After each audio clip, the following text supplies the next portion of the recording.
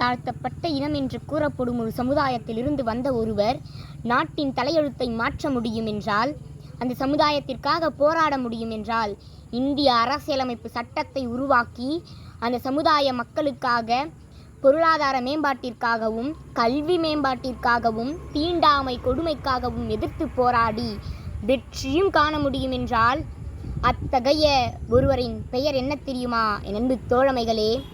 ஒருவர் தனது பள்ளி படிப்பில் கடுமையாக உழைத்து கொண்டிருக்கும் பொழுது அவரால் தேர்ச்சி கூட பெற முடியாது என்று ஆசிரியர்களே கூறியபோது 1907ஆம் ஆண்டு மெட்ரிகுலேஷன் தேர்ச்சி முடிவில் ஒருவரால் தேர்ச்சி கூட பெற முடியாது என்று கூறிய ஒருவர் மும்பை மாநிலத்திலேயே முதல் மாணவனாக வந்தார்.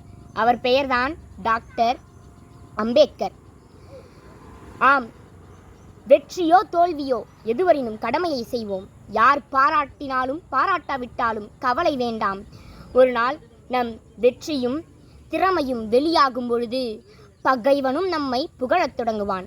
என் அன்பு தோழமைகளே, பகைவனும் நம்மை புகழத் தொடங்குவான். எங்களின் சட்ட புத்தகமே, சரித்திர நாயகரே, உன் பொற்பாத கமலங்களில் இச்சிறு கவியினை சமர்ப்பிக்கின்றேன்.